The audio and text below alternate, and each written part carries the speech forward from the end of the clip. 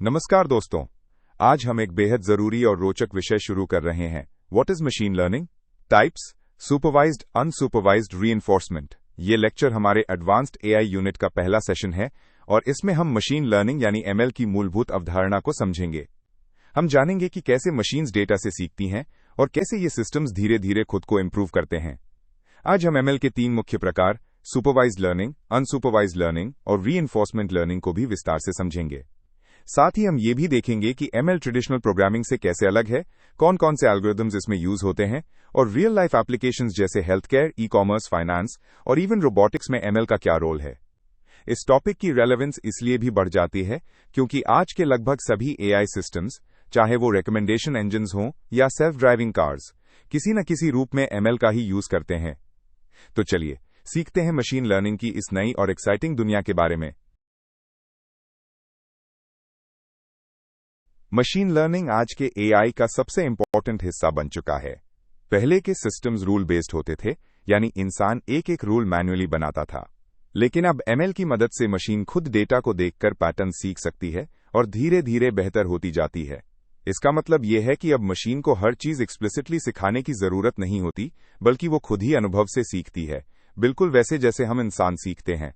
जैसे नेटफ्लिक्स आपकी पसंद की मूवीज रेकमेंड करता है या गूगल मैप्स आपको ट्रैफिक के हिसाब से रूट बताता है, ये सब मशीन लर्निंग से पॉसिबल है। ये सिस्टम हर इंटरैक्शन से कुछ सीखता है और अपना परफॉर्मेंस इंप्रूव करता है। इस लेक्चर में हम इस सीखने की प्रक्रिया को समझेंगे और देखेंगे कि सुपरवाइज्ड, अनसुपरवाइज्ड और रीइंफोर्समेंट लर्निंग में क्या फर्क है और कहां इनका इस्तेमाल होता है। इसका फोकस होगा क्लैरिटी पर और रियल वर्ल्ड एग्जाम्पल्स के जरिए आपको हर कॉन्सेप्ट को समझाना। मशीन लर्निंग का मतलब है मशीन को डेटा से सिखाना ताकि वो फ्यूचर में बेहतर डिसीजंस ले सके। इस शब्द को 1959 में आर्थर सैमुअल ने कॉइन किया था और तब से ये कंप्यूटर साइंस की दुनिया में एक ब्रेक थ्रू बन गया। एमएल का बेसिक प्रिंसिपल है मशीन को खुद पैटर्न पहचानने देना ताकि वो मैन्युअली रूल्स लिखने की जरूरत को कम कर सके। जैसे ईमेल स्पैम फिल्टर्स, जब आप रिपोर्ट स्पैम पर क्लिक करते हैं तो सिस्टम उस एक्शन से सीखता है कि किस तरह की ईमेल्स फ्यूचर में स्पैम हो सकती हैं। ऐसे ही गेम्स में, स्पीच रिकग्निशन टूल्स में और रिकमेंडेशन सिस्टम्स में एमएल मॉडल्स लगातार सीखते हैं। इसमें 2 की आइडियाज हैं, एक तो डेटा से लर्निंग और दूसरा एक्सपीरियंस से परफॉर्मेंस में सुधार। मशीन लर्निंग इंसानी बुद्धिमत्ता की तरह नहीं सोचता, लेकिन वो इतनी बड़ी मात्रा में डेटा एनालाइज कर सकता है जो इंसान के लिए संभव नहीं है। यही एमएल की सबसे बड़ी ताकत है। मशीन लर्निंग और ट्रेडिशनल प्रोग्रामिंग में एक बुनियादी फर्क होता है। ट्रेडिशनल प्रोग्रामिंग में हम मैन्युअली हर रूल लिखते हैं, जैसे रूल्स प्लस डेटा देने पर आउटपुट मिलता है। लेकिन मशीन लर्निंग में हम डेटा और एक्सपेक्टेड आउटपुट देते हैं और मशीन खुद से रूल सीखती है। उदाहरण के लिए एक ट्रेडिशनल स्पैम फिल्टर को बताना पड़ता है कि किन शब्दों को स्पैम माना जाए, लेकिन एमएल बेस्ड फिल्टर खुद हजारों ईमेल्स को देखकर पैटर्न पहचानता है, जैसे रिपीटेड कीवर्ड्स, सस्पिशियस लिंक्स या unusual sender. Traditional systems fixed होते हैं और हर बदलाव के लिए मैन्युअल इंटरवेंशन चाहिए, जबकि एमएल मॉडल्स डायनामिक होते हैं, वो नए डेटा के साथ अडैप्ट कर सकते हैं। यही वजह है कि एमएल तेजी से बदलते एनवायरनमेंट जैसे वेदर फोरकास्टिंग, स्टॉक प्रेडिक्शन और पर्सनलाइज्ड एड्स में ज्यादा यूजफुल है। एमएल सिस्टम ज्यादा फ्लेक्सिबल और स्केलेबल होते हैं। मशीन लर्निंग की सबसे खास बात यही है, ये डेटा से सीखता है, लेकिन कैसे? जब कोई मॉडल को डेटा दिया जाता है तो वो उसमें मौजूद पैटर्न्स और रिलेशनशिप्स को पहचानने की कोशिश करता है। जैसे कि अगर हम एक मॉडल को कई सारे स्टूडेंट्स के मार्क्स और उनकी अटेंडेंस का डेटा दें, तो वो ये सीख सकता है कि कौन से फैक्टर्स फाइनल रिजल्ट पर असर डालते हैं। एमएल मॉडल ट्रेनिंग के दौरान जनरल रूल सीखता है, फिर टेस्टिंग के दौरान ये चेक किया जाता है कि वो नए डेटा पर कितना एक्यूरेट है। अच्छा डेटा जिसका लेबलिंग सही हो और जिसमें नॉइस कम हो, मॉडल को बेहतर बनाता है। फीडबैक के जरिए सिस्टम इंप्रूव करता है, जैसे एरर्स को देखकर खुद को फाइन ट्यून करना। इस प्रोसेस में ट्रेनिंग, टेस्टिंग और ट्यूनिंग तीनों स्टेप जरूरी हैं। हर बार जब मॉडल नए डेटा से मिलता है, वो पहले से और ज्यादा स्मार्ट बनता है। यही है एमएल का कोर आइडिया। मशीन लर्निंग को समझने के लिए हमें इसके एल्गोरिदम्स की कैटेगरीज जाननी जरूरी है। सबसे कॉमन 3 टाइप्स हैं, सुपरवाइज्ड लर्निंग, अनसुपरवाइज्ड लर्निंग और रीइंफोर्समेंट लर्निंग। इनके अलावा एक और टाइप होता है सेमी सुपरवाइज्ड लर्निंग, जो कम यूज होता है लेकिन कुछ स्पेसिफिक केसेस में हेल्पफुल होता है। हर कैटेगरी अलग अलग प्रकार की प्रॉब्लम्स को सॉल्व करने में काम आती है। सुपरवाइज्ड लर्निंग में हमें पहले से लेबल डेटा दिया जाता है, यानी इनपुट के साथ उसका सही आउटपुट भी होता है।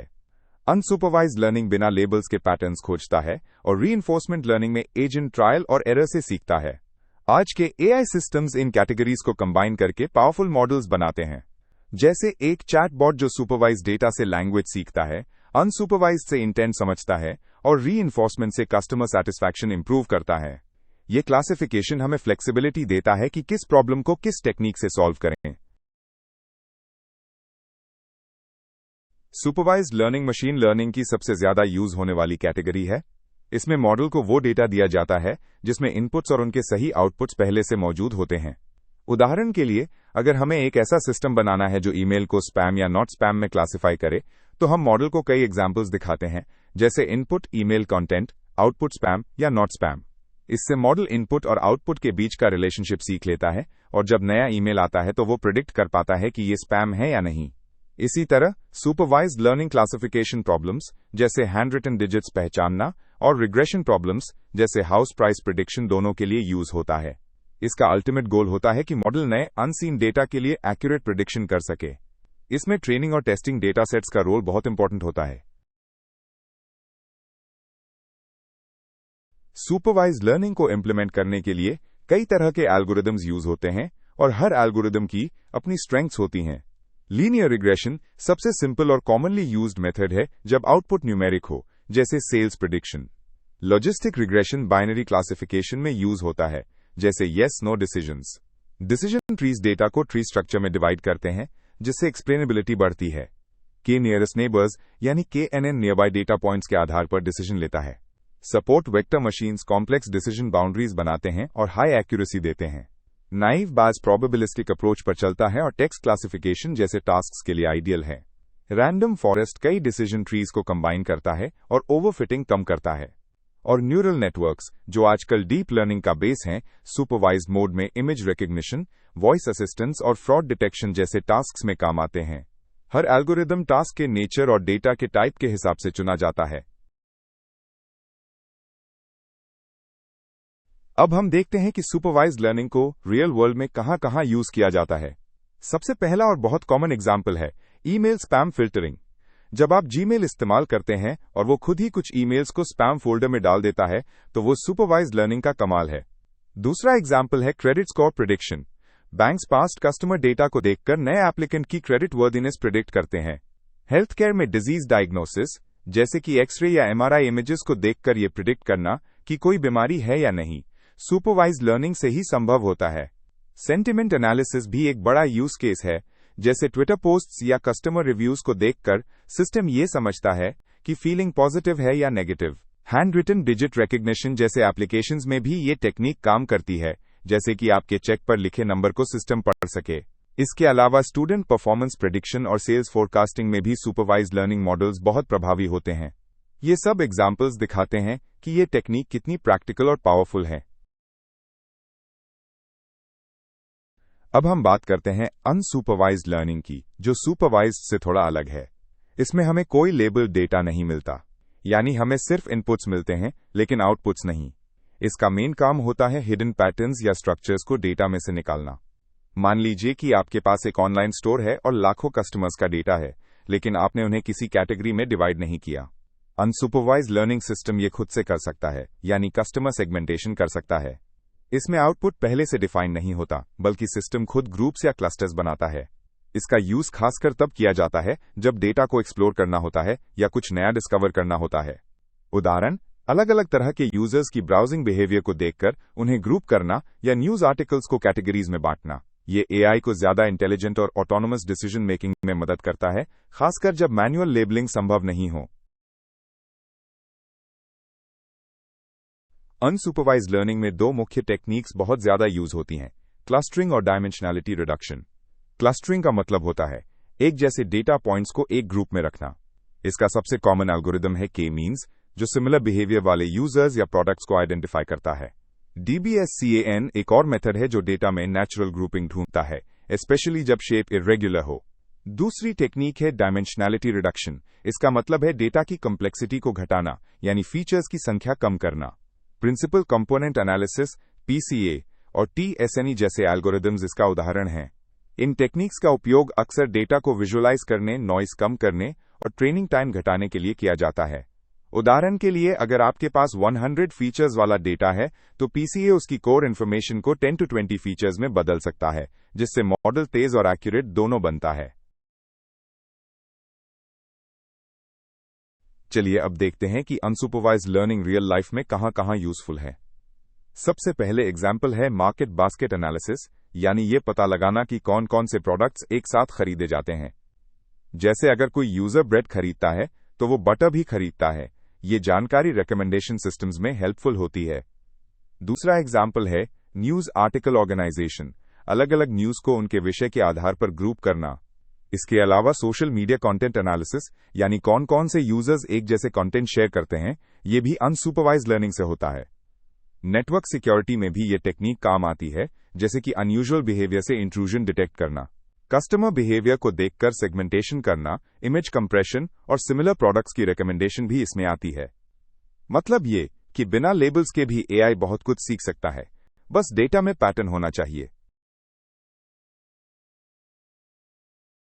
अब हम आते हैं तीसरी और सबसे डायनामिक टेक्निक पर, रीइंफोर्समेंट लर्निंग। ये लर्निंग का वो तरीका है जिसमें मशीन एनवायरनमेंट के साथ इंटरैक्ट करती है और ट्रायल एंड एरर से सीखती है।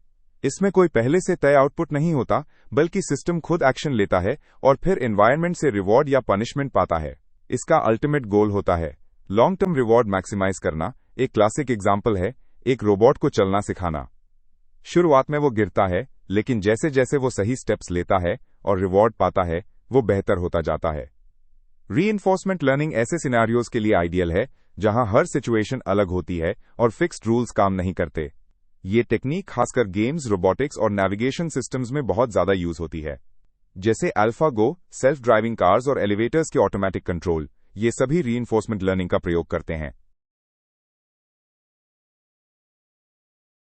रीइंफोर्समेंट लर्निंग को समझने के लिए इसके कुछ की एलिमेंट्स जानना जरूरी है। सबसे पहले एजेंट, यानी वो सिस्टम जो सीख रहा है। दूसरा, एनवायरनमेंट, यानी जहां वो इंटरैक्ट कर रहा है। तीसरा, स्टेट, यानी एजेंट की करंट स्थिति। चौथा, एक्शन, यानी जो डिसीजन एजेंट ले रहा है। पांचवा, रिवॉर्ड, यानी उस डिसीजन का रिजल्ट जो पॉजिटिव या नेगेटिव हो सकता है। पॉलिसी एक ऐसा रूल सेट होता है जो बताता है कि किस स्टेट में क्या एक्शन लेना है। एपिसोड एक कंप्लीट लर्निंग ट्रायल को कहते हैं, जैसे एक गेम की पूरी साइकिल। और गोल होता है टोटल रिवॉर्ड को मैक्सिमाइज करना। मान लीजिए सेल्फ ड्राइविंग कार है, उसका एजेंट स्टीयरिंग और ब्रेक कंट्रोल करता है। एनवायरनमेंट रोड है, एक्शंस लेफ्ट या राइट टर्न हो सकते हैं और रिवॉर्ड मिलता है अगर वो सेफली ड्राइव करती है। ये सब मिलकर RL सिस्टम को इंटेलिजेंट बनाते हैं। रीइंफोर्समेंट लर्निंग में एक बहुत महत्वपूर्ण कॉन्सेप्ट है एक्सप्लोरेशन और एक्सप्लॉयटेशन का बैलेंस। एक्सप्लोरेशन का मतलब है नए एक्शंस को ट्राई करना ताकि सिस्टम ज्यादा नॉलेज कलेक्ट कर सके। एक्सप्लॉयटेशन का मतलब है उस एक्शन को चुनना जो अभी तक सबसे अच्छा रिजल्ट देता रहा है। अगर हम सिर्फ एक्सप्लोरेशन करें तो लर्निंग स्लो होगी। अगर हम सिर्फ एक्सप्लॉयटेशन करें तो शायद हम बेहतर सॉल्यूशंस को मिस कर देंगे। इस बैलेंस को मेंटेन करना ही स्मार्ट लर्निंग की पहचान है। टेक्निक्स जैसे एप्सिलॉन, ग्रीडी और सॉफ्टमैक्स इस बैलेंस को अचीव करने में मदद करते हैं। उदाहरण के लिए, एक ऑनलाइन एड सिस्टम शुरुआत में कई तरह के एड्स दिखाता है, एक्सप्लोरेशन, लेकिन जैसे जैसे उसे पता चलता है कि यूजर किस पर ज्यादा क्लिक करता है, वो उसी तरह के एड्स ज्यादा दिखाने लगता है, एक्सप्लॉयटेशन। ये बैलेंसिंग एक्ट RL को पावरफुल बनाता है। अब हम रीइंफोर्समेंट लर्निंग के कुछ रियल वर्ल्ड एप्लीकेशंस को समझते हैं। सबसे प्रसिद्ध उदाहरण है AlphaGo, जिसने वर्ल्ड चैंपियन को गो गेम में हराया। इसके अलावा चेस, चेकर्स और अटारी गेम्स में भी RL मॉडल्स ने एक्स्ट्रॉर्डिनरी परफॉर्मेंस दिखाया है। सेल्फ ड्राइविंग कार्स में RL का यूज स्टीयरिंग कंट्रोल, ब्रेकिंग और ऑब्स्टिकल अवॉइडेंस में होता है। रोबोटिक्स में रोबोट्स को नेविगेशन और मूवमेंट सिखाने के लिए RL का प्रयोग किया जाता है, जैसे वेयरहाउस रोबोट्स जो खुद से रास्ता तय करते हैं। ई कॉमर्स में डायनामिक प्राइसिंग सिस्टम्स जो डिमांड के हिसाब से प्राइसेस बदलते हैं, RL से ऑपरेट होते हैं। Online ad recommendations, energy efficient building management और फाइनेंस में पोर्टफोलियो ऑप्टिमाइजेशन, ये सब RL से संभव हैं। यहां तक कि कुछ सिटीज में ट्रैफिक सिग्नल्स भी RL बेस्ड सिस्टम से चल रहे हैं, जो ट्रैफिक पैटर्न्स को देखकर खुद अडैप्ट करते हैं। रीइंफोर्समेंट लर्निंग अब एक इंटीग्रल हिस्सा बन चुका है रियल वर्ल्ड AI सिस्टम्स का। मशीन लर्निंग का उपयोग आज लगभग हर सेक्टर में हो रहा है, लेकिन हेल्थ केयर, रिटेल और फाइनेंस जैसे क्षेत्रों में इसका सबसे ज्यादा असर देखा गया है। हेल्थ केयर में एमएल मॉडल्स का उपयोग डिजीज प्रेडिक्शन और डायग्नोसिस के लिए किया जाता है, जैसे कि AI based systems chest X-rays को देखकर न्यूमोनिया डिटेक्ट कर सकते हैं या स्किन लीजन्स की इमेज से स्किन कैंसर का अनुमान लगा सकते हैं। रिटेल में इन्वेंट्री फॉरकास्ट, कस्टमर सेगमेंटेशन और रिकमेंडेशन सिस्टम्स बहुत पॉपुलर हैं। फ्लिपकार्ट या अमेजॉन जैसे प्लेटफॉर्म्स ये तय करते हैं कि कौन से प्रोडक्ट्स आपको सजेस्ट करने हैं, और ये सब मशीन लर्निंग की वजह से पॉसिबल होता है। फाइनेंस की बात करें तो फ्रॉड डिटेक्शन, क्रेडिट स्कोरिंग और स्टॉक प्रिडिक्शन जैसे कामों में एमएल का यूज बहुत ही कॉमन है। एचआर में रिज्यूम स्क्रीनिंग टूल्स, इंश्योरेंस में रिस्क प्रिडिक्शन सिस्टम्स और एग्रीकल्चर में क्रॉप यील्ड एस्टिमेशन, ये सब एमएल के प्रैक्टिकल एप्लीकेशंस हैं। हर क्षेत्र एमएल से ऑटोमेशन और इंटेलिजेंस गेन कर रहा है। मशीन लर्निंग को रियल वर्ल्ड में लागू करने के लिए हमें कई तरह के टूल्स और लाइब्रेरीज की जरूरत होती है। सबसे पहले बात करें scikit-learn की। ये बिगिनर्स के लिए बेस्ट लाइब्रेरी है जिसमें क्लासिफिकेशन, रिग्रेशन और क्लस्टरिंग के कई आसान मेथड्स मिलते हैं। टेंसरफ्लो, जिसे गूगल ने डेवलप किया है, डीप लर्निंग मॉडल्स बनाने और ट्रेन करने के लिए वाइडली यूज होता है। पाईटॉर्च भी एक बहुत लोकप्रिय लाइब्रेरी है, खासतौर पर रिसर्च के क्षेत्र में, क्योंकि ये बहुत फ्लेक्सिबल है। केरस एक हाई लेवल एपीआई है जो टेंसरफ्लो के ऊपर रन करता है और बिगिनर्स के लिए डीप लर्निंग को सिंपल बनाता है। पैंडास और नमपाई डेटा मैनिपुलेशन और न्यूमेरिकल ऑपरेशंस के लिए यूज होते हैं। XGBoost एक बहुत ही पावरफुल ग्रेडियंट बूस्टिंग लाइब्रेरी है जो कैगल कॉम्पिटिशन्स में काफी फेमस है। इसके अलावा वेका एक GUI बेस्ड टूल है जो बिगिनर्स को बिना कोडिंग के ML एक्सपेरिमेंट्स करने की सुविधा देता है। इन टूल्स से ML प्रोजेक्ट्स का डेवलपमेंट और डिप्लॉयमेंट आसान बनता है। मशीन लर्निंग मॉडल्स की सफलता का सबसे बड़ा आधार होता है डेटा। अगर डेटा सही, साफ और अच्छी क्वालिटी का नहीं है तो कोई भी मॉडल अच्छा परफॉर्म नहीं कर सकता। इसीलिए कहा जाता है गार्बेज इन गार्बेज आउट। अगर आपने मॉडल को खराब या गलत डेटा दिया तो आउटपुट भी गलत आएगा। इसलिए प्री प्रोसेसिंग बहुत जरूरी होता है, जैसे मिसिंग वैल्यूज को हैंडल करना, आउटलायर्स हटाना और फीचर्स को स्केल या नॉर्मलाइज करना। साथ ही डेटा जितना बड़ा और डाइवर्स होगा, मॉडल उतना अच्छा सीखेगा। मान लीजिए आप एक मॉडल बना रहे हैं जो लैंग्वेज ट्रांसलेशन करता है। अगर आपके पास सिर्फ 1000 सेंटेंसेस का डेटा है तो एक्यूरेसी कम होगी, लेकिन अगर आप लाखों सेंटेंसेस से ट्रेन करें तो रिजल्ट कहीं बेहतर होगा। साथ ही डेटा एथिकली कलेक्ट किया गया हो, यह भी जरूरी है ताकि बायस ना आए और प्राइवेसी बनी रहे। मशीन लर्निंग में दो बहुत कॉमन चैलेंजेस होते हैं, बायस और ओवरफिटिंग। बायस का मतलब होता है मॉडल में ऐसा एरर जो गलत अजम्पशंस की वजह से आता है। जैसे अगर आपने सिर्फ एक रीजन का डेटा लिया है तो मॉडल दूसरे रीजन्स के लिए एक्यूरेट नहीं होगा। इसे हम अंडरफिटिंग भी कहते हैं। दूसरी ओर ओवरफिटिंग तब होता है जब मॉडल ट्रेनिंग डेटा को इतना ज्यादा याद कर लेता है कि वो नए डेटा पर सही परफॉर्म नहीं करता। मान लीजिए आपने मॉडल को केवल कुछ स्पेसिफिक पैटर्न सिखाए तो वो जनरलाइज नहीं रह जाता। इसका सोल्यूशन है क्रॉस वैलिडेशन, रेगुलराइजेशन टेक्निक्स और सही मात्रा में ट्रेनिंग डेटा का इस्तेमाल। बायस डेटा से भी आ सकता है और एल्गोरिथम से भी, इसलिए डेटा सेट्स को डाइवर्स और रिप्रेजेंटेटिव रखना जरूरी है। यह इंश्योर करता है कि मॉडल सभी यूजर्स के लिए फेयर और रिलायबल हो। मशीन लर्निंग अकेले काम नहीं करता, यह एक बड़े एआई पाइपलाइन का हिस्सा होता है। इस पाइपलाइन में सबसे पहले रॉ डेटा आता है, फिर उस डेटा को क्लीन और प्री प्रोसेस किया जाता है। इसके बाद एमएल मॉडल ट्रेन किया जाता है, फिर वैलिडेशन और टेस्टिंग होती है और आखिर में प्रिडिक्शंस निकलते हैं। ये प्रिडिक्शंस किसी चैटबॉट, रोबोटिक सिस्टम या ऑटोमेशन प्रोसेस में फीड किए जाते हैं। एनएलपी एप्लीकेशंस में एमएल मॉडल्स लैंग्वेज समझने में काम आते हैं, विजन सिस्टम्स में इमेज पहचानने में और रोबोटिक्स में मूवमेंट डिसीजंस में। सेंसर्स, फीडबैक लूप्स और कंट्रोल मैकेनिज्म्स, ये सब एमएल से जुड़कर कंप्लीट एआई सिस्टम बनाते हैं। टूल्स जैसे अपाची एयरफ्लो, क्यूबफ्लो और एमएल फ्लो ऐसे पाइपलाइंस को ऑटोमेट करने में मदद करते हैं। इसका मतलब यह है कि एमएल केवल एक मॉडल नहीं है, बल्कि एक वर्कफ्लो का हिस्सा है जो एआई सिस्टम्स को इंटेलिजेंट और रिस्पॉन्सिव बनाता है। मशीन लर्निंग मॉडल की सफलता में फीचर इंजीनियरिंग की भूमिका बहुत ही महत्वपूर्ण होती है। फीचर इंजीनियरिंग का मतलब है रॉ डेटा को ऐसे इनपुट वेरिएबल्स में बदलना जो मॉडल को समझने में मदद करें। जैसे कि अगर आपके पास तारीख, डेट का डेटा है तो आप उससे डे ऑफ वीक या इज वीकेंड जैसे फीचर्स निकाल सकते हैं जो प्रिडिक्टिव पावर रखते हैं। ये काम डोमेन नॉलेज से आता है, यानी ये समझना कि कौन सी जानकारी यूजफुल है और कौन सी नहीं। इसमें टेक्निक्स आती हैं जैसे नॉर्मलाइजेशन, डेटा स्केल करना, एनकोडिंग, टेक्स्ट को नंबर्स में बदलना, फीचर सिलेक्शन, यूजफुल वेरिएबल्स को चुनना, और फीचर एक्सट्रैक्शन, नई जानकारी बनाना। एक अच्छा फीचर इंजीनियरिंग प्रोसेस न सिर्फ मॉडल की एक्यूरेसी बढ़ाता है, बल्कि ट्रेनिंग टाइम और कॉम्प्यूटेशनल कॉस्ट को भी कम करता है। इसलिए कहा जाता है, better features lead to better models. Machine learning आज एक बहुत ही एक्साइटिंग करियर पाथ बन चुका है। इस फील्ड में कई रोल्स अवेलेबल हैं, जैसे डेटा साइंटिस्ट, जो डेटा से इंसाइट्स निकालने के लिए एमएल एल्गोरिथम्स का यूज करता है, एमएल इंजीनियर, जो मॉडल्स को बिल्ड और प्रोडक्शन में डिप्लॉय करता है, एआई रिसर्चर, जो नए एल्गोरिथम्स और टेक्निक्स पर काम करता है। इसके अलावा health care, finance, retail, logistics और एजुकेशन सेक्टर्स में भी एमएल प्रोफेशनल्स की भारी मांग है। इस फील्ड में काम करने के लिए पाइथन, एसक्यूएल और एमएल लाइब्रेरीज जैसे टेंसरफ्लो या साइकिट-लर्न का नॉलेज जरूरी होता है। स्टैटिस्टिक्स और लीनियर अलजेब्रा की समझ भी बहुत काम आती है। इस डोमेन में जॉब्स न केवल हाई पेइंग होती हैं, बल्कि इंटेलेक्चुअली सेटिस्फाइंग भी होती हैं, क्योंकि आप रियल वर्ल्ड प्रॉब्लम सॉल्व करते हैं। फ्रीलांसिंग, स्टार्टअप्स और मल्टीनेशनल कंपनीज, सब जगह एमएल की डिमांड तेजी से बढ़ रही है। अब हम पूरे मशीन लर्निंग मॉड्यूल का एक सारांश करते हैं। मशीन लर्निंग एक ऐसी टेक्निक है जिससे मशीन खुद डेटा से सीखती है। इसके 3 मुख्य टाइप्स हैं। सुपरवाइज्ड लर्निंग, जिसमें लेबल्ड डेटा से ट्रेनिंग होती है, अनसुपरवाइज्ड लर्निंग, जिसमें बिना लेबल्स के पैटर्न खोजे जाते हैं, और रीइंफोर्समेंट लर्निंग, जिसमें मशीन इंटरैक्शन और फीडबैक से सीखती है। एमएल का इस्तेमाल कई रियल वर्ल्ड प्रॉब्लम्स में होता है, जैसे disease prediction, fraud detection, recommendations और रोबोटिक्स। एमएल की सफलता के लिए अच्छा data, feature engineering, model tuning और बायस मैनेजमेंट बहुत जरूरी है।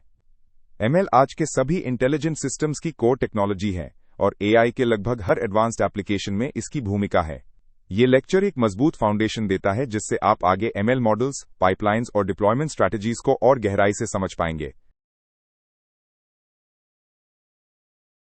इस स्लाइड में हम मशीन लर्निंग की पूरी जर्नी का एक छोटा सा रिकैप करेंगे। सबसे पहले हमने जाना कि एमएल क्या होता है, यानी एक ऐसी तकनीक जिससे मशीन्स खुद डेटा से सीखती हैं। फिर हमने एमएल के 3 मुख्य प्रकार सीखे: सुपरवाइज्ड लर्निंग, अनसुपरवाइज्ड लर्निंग और रीइंफोर्समेंट लर्निंग। सुपरवाइज्ड लर्निंग में लेबल डेटा होता है, जैसे इनपुट, और उसका सही आउटपुट पहले से होता है। अनसुपरवाइज्ड लर्निंग में मशीन को सिर्फ इनपुट मिलता है और वो खुद से पैटर्न खोजता है। रीइंफोर्समेंट लर्निंग एनवायरनमेंट से इंटरैक्शन के जरिए सीखता है, जैसे गेम्स या रोबोट्स। हमने रियल वर्ल्ड एग्जाम्पल्स भी देखे: email spam detection, disease diagnosis, customer segmentation, stock prediction, self driving cars और पर्सनलाइज्ड रिकमेंडेशंस। ये सब मशीन लर्निंग के कमाल हैं। इसके अलावा हमने एमएल टूल्स, डेटा क्वालिटी, बायस, ओवरफिटिंग, फीचर इंजीनियरिंग और करियर अपॉर्चुनिटीज को भी समझा। ये लेक्चर आपके लिए एक कंप्लीट फाउंडेशन है जिस पर आप फ्यूचर में एडवांस्ड एमएल टॉपिक्स को कॉन्फिडेंटली समझ सकेंगे। अब हम कुछ महत्वपूर्ण असाइनमेंट क्वेश्चंस को देखते हैं जो आपको लेक्चर को रिवाइज करने और गहराई से समझने में मदद करेंगे। पहला सवाल है, मशीन लर्निंग को परिभाषित कीजिए और इसके प्रकार समझाइए। दूसरा, एमएल और ट्रेडिशनल प्रोग्रामिंग में क्या अंतर है? तीसरा, एमएल एल्गोरिदम्स की मुख्य कैटेगरीज क्या हैं? चौथा, सुपरवाइज्ड लर्निंग को उदाहरण सहित समझाइए। पांचवा, 3 कॉमन सुपरवाइज्ड एल्गोरिदम्स के नाम बताइए। इसके बाद छठा सवाल है, अनसुपरवाइज्ड लर्निंग में क्लस्टरिंग क्या होता है? सातवां, रीइंफोर्समेंट लर्निंग का कोर आइडिया क्या है? और आठवां, एजेंट, रिवॉर्ड और एनवायरनमेंट को डिफाइन कीजिए। इन सवालों को लिखने से आपकी मेमोरी मजबूत होगी और आप कॉन्सेप्ट को प्रैक्टिकल तरीके से रिलेट कर पाएंगे। कोशिश करें कि आंसर्स रियल लाइफ एग्जाम्पल्स और डायग्राम्स के साथ तैयार करें ताकि आपको आगे प्रोजेक्ट और विवा के लिए भी लाभ हो। असाइनमेंट क्वेश्चंस का दूसरा भाग थोड़ा एडवांस्ड है और मॉडर्न एप्लीकेशंस पर केंद्रित है। जैसे पहला सवाल है, एक्सप्लोरेशन और एक्सप्लॉइटेशन में क्या फर्क है? दूसरा, रीइंफोर्समेंट लर्निंग के 5 रियल लाइफ एप्लीकेशंस बताइए। तीसरा, एमएल टूल्स के नाम और उनके उपयोग समझाइए। चौथा, बायस क्या होता है और इसे कैसे कम किया जा सकता है? पांचवा, फीचर इंजीनियरिंग की भूमिका क्या है? छठा, हेल्थ केयर और रिटेल में एमएल का क्या यूज है? सातवां, 3 प्रमुख एमएल लाइब्रेरीज के नाम बताइए। और आठवां, डेटा क्वालिटी एमएल में क्यों जरूरी है? इन प्रश्नों से आपकी समझ गहराई तक जाएगी, क्योंकि इनमें थियरी के साथ साथ एप्लीकेशंस और प्रॉब्लम सॉल्विंग का भी एंगल जुड़ा हुआ है। इनका अभ्यास आपको एग्जाम्स के साथ साथ इंटरव्यूज और रियल वर्ल्ड प्रोजेक्ट्स में भी मदद देगा। विवा बोस क्वेश्चंस के पहले भाग में कुछ बेसिक और अक्सर पूछे जाने वाले सवाल शामिल हैं, जैसे मशीन लर्निंग शब्द किसने गढ़ा था, एमएल के 3 मुख्य प्रकार कौन से हैं, सुपरवाइज लर्निंग क्या होता है, अनसुपरवाइज लर्निंग का एक उदाहरण दीजिए, क्लस्टरिंग का उपयोग किस लिए किया जाता है, रीइंफोर्समेंट लर्निंग को एक वाक्य में परिभाषित कीजिए, आरएल में रिवॉर्ड क्या होता है, और एक सुपरवाइज लर्निंग एल्गोरिदम का नाम बताइए। ये सवाल सीधे सीधे आपके कॉन्सेप्ट चेक करते हैं। इनका अभ्यास आपको ओरल एग्जाम्स और क्लासरूम डिस्कशंस में कॉन्फिडेंट बनाएगा। आप चाहें तो इनका अभ्यास मिरर के सामने बोलकर कर सकते हैं, ताकि आप फ्लुएंट हो सकें और टेक्निकल टर्म्स का उच्चारण सही तरीके से कर सकें। विवा वोस क्वेश्चंस के दूसरे भाग में थोड़े एडवांस टॉपिक शामिल हैं, जैसे ओवरफिटिंग क्या होता है एमएल में, 2 लोकप्रिय एमएल लाइब्रेरीज के नाम बताइए, फीचर इंजीनियरिंग का क्या मतलब है, बायस किसे कहते हैं और ये क्यों प्रॉब्लम बनता है, फाइनेंस सेक्टर में एमएल का एक रियल लाइफ यूज केस बताइए, एमएल इंजीनियर क्या करता है, डेटा एमएल में क्या भूमिका निभाता है और कौन सा एमएल प्रकार ट्रायल एंड एरर बेस्ड होता है। इन सवालों का सही उत्तर देने के लिए आपको एमएल के कॉन्सेप्ट्स के साथ साथ एग्जाम्पल्स और टर्मिनोलॉजी की भी अच्छी समझ होनी चाहिए। वेवा में सिर्फ डेफिनेशंस नहीं, समझ और क्लैरिटी भी इंपॉर्टेंट होती है, इसलिए इन सवालों पर अच्छे से अभ्यास करें ताकि आप कॉन्फिडेंटली किसी भी इंटरव्यूअर या एग्जामिनर के सामने जवाब दे सकें। धन्यवाद दोस्तों, आपने इस पूरे लेक्चर में मशीन लर्निंग की पूरी फाउंडेशन बहुत अच्छे से सीखी। हमने जाना कि एमएल क्या होता है, इसके 3 मुख्य टाइप्स कौन कौन से हैं और ये रियल वर्ल्ड में कैसे काम करते हैं। सुपरवाइज्ड लर्निंग से लेकर अनसुपरवाइज्ड और फिर रीइंफोर्समेंट लर्निंग तक हर कॉन्सेप्ट को हमने आसान उदाहरणों और एप्लीकेशंस के साथ समझा। साथ ही हमने जाना कि सही डेटा, अच्छी फीचर इंजीनियरिंग और बायस ओवरफिटिंग को हैंडल करना क्यों जरूरी है। टूल्स जैसे टेंसरफ्लो, scikit-learn, पाइटॉर्च का जिक्र भी किया, जिससे आप प्रैक्टिकल प्रोजेक्ट्स के लिए तैयार हो सकें।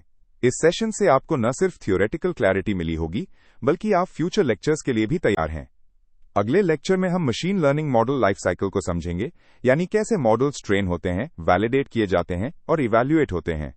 फिर मिलते हैं अगले सेशन में एक नए और मजेदार विषय के साथ।